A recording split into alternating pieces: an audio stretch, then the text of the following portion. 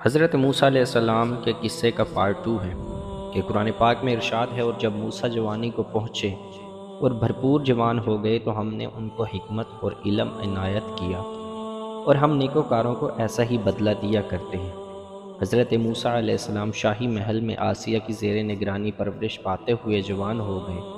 آپ علیہ السلام نہایت ہی خوبصورت، طاقتور، سمجھدار اور دانا انسان تھے، اور مصر میں فرعون کے لے پالک بیٹے کے طور پر مشہور تھے۔ اسی وجہ سے ان کا رعب و دبدبہ بھی بہت تھا۔ حضرت موسیٰ علیہ السلام کو اس بات کا علم تھا کہ وہ فرعونی یعنی کہ قبطی نہیں بلکہ اسرائیلی ہیں، لہٰذا جب فرعون اور اس کے حواریوں اور سپاہ کی جانب سے اسرائیلیوں پر ظلم ڈھائے جاتے تو آپ علیہ السلام کو بے حد دکھ ہوتا، اکثر اس ظلم کے خلاف آواز بھی بلند کرتے اور بے قصور اسرائیلیوں کی مدد بھی کرتے۔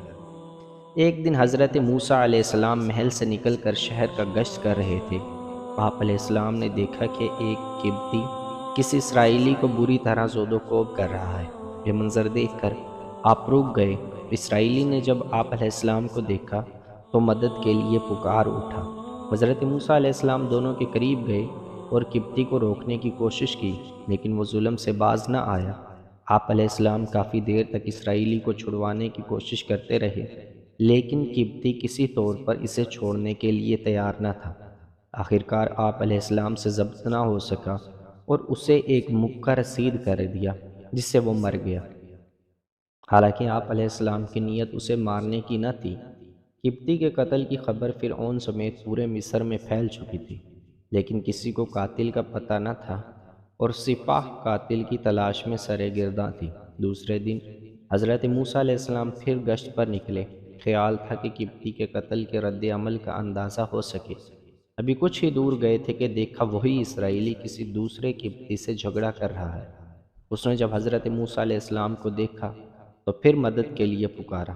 آپ علیہ السلام نے فرمایا، بے شک تو ہی سری گمراہ شخص ہے، اور پھر قبطی کو چھڑوانے کے لیے آگے بڑھے۔ اسرائیلی نے سمجھا کہ یہ مجھ پر غصہ کر رہے ہیں اور آج مجھے مار ڈالیں گے، تو فوراً چلا اٹھا، اے موسیٰ، جس طرح تو نے کل ایک قبطی کو مارا تھا، آج مجھے قتل کرنا چاہتے ہو؟ قبطی نے جب یہ سنا تو فوراً فرعون کو خبر بھجوا دی، اور فرعون نے حضرت موسیٰ علیہ السلام کی گرفتاری کا حکم دے دیا۔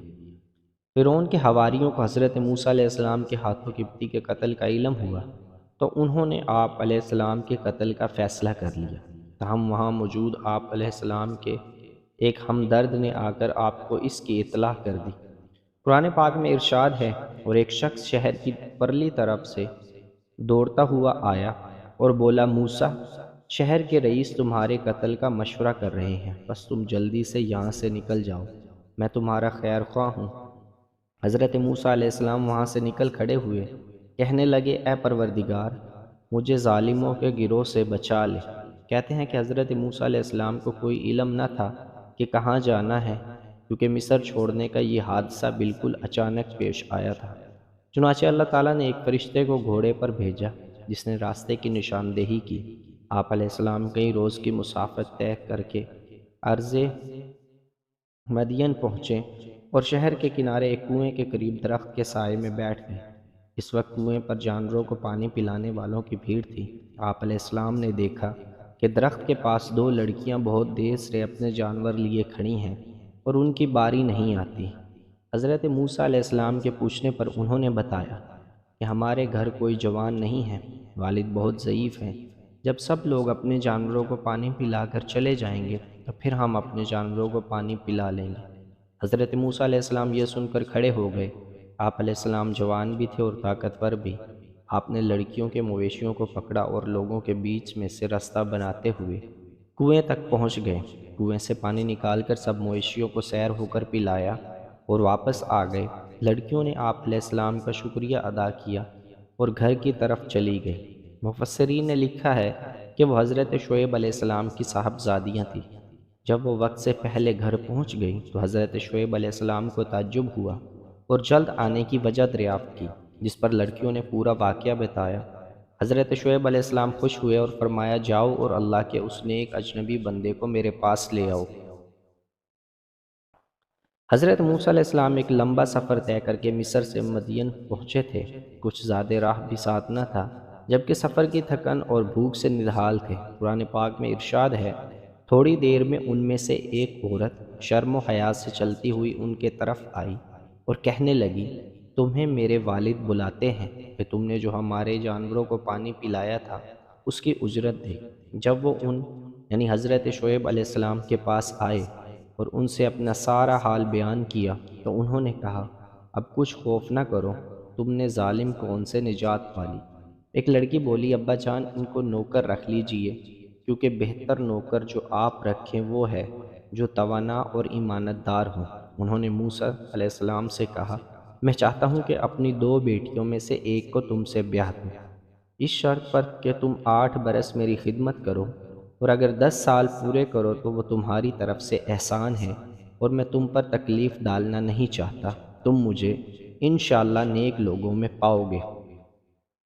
حضرت موسیٰ علیہ السلام نے اس شرط کو منظور کر لیا۔ قصہ مختصر، آپ علیہ السلام کا حضرت شعیب علیہ السلام کی ایک صاحبزادی سے نکاح ہو گیا۔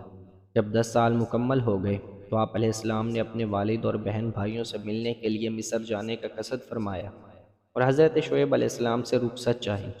حضرت شعیب علیہ السلام نے اپنی صاحبزادی کے ساتھ کچھ مال مویشی اور زاد راہ دے کر رخصت کیا۔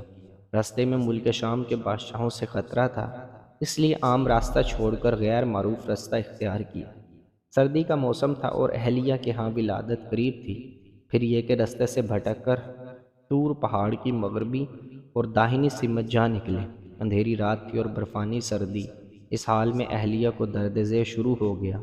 حضرت موسیٰ علیہ السلام نے سردی سے بچاؤ کے لیے پتھر سے آگ جلانا چاہی، لیکن پتھروں کے رگڑنے سے آگ روشن نہ ہو سکی۔ پریشانی کے عالم میں ادھر ادھر نظریں دوڑائی تو دور کوہ طور پر آگ نظر آئی۔ اہلیہ سے فرمایا، میں وہاں آگ دیکھی ہے، وہاں جا کر تمہارے لیے آگ بھی لاتا ہوں، اور ممکن ہے کوئی بندہ بشر بھی مل جائے جو راستہ بتا دے۔ حضرت موسیٰ علیہ السلام طور سینا کی طرف چل دیے۔ قریب پہنچے تو ایک حیرت انگیز منظر دیکھا کہ ہرے سبز درخت کے اوپر آگ کے شعلے بھڑک رہے ہیں، مگر درخت کی کوئی شاخ جلتی ہے اور نہ کوئی پتا، دھواں ہے اور نہ تپش، جبکہ درخت کی سرسبز و شادابی اپنے عروج پر ہے۔ بعض روایات میں ہے کہ جب آگ ان کی طرف بڑھی تو وہ گھبرا کر پیچھے ہٹے، اور جیسے ہی واپسی کے لیے مڑے آواز آئی، اے موسیٰ، یقیناً میں ہی تمہارا پروردگار ہوں، تم اپنی جوتیاں اتار دو، تم طویٰ کی مقدس وادی میں ہو، میں نے تم کو منتخب کر لیا ہے، تو جو حکم دیا جائے اسے کان لگا کر سنو۔ حضرت موسیٰ علیہ السلام نے جب اللہ ذوالجلال کی آواز سنی تو مبہوت کھڑے رہ گئے۔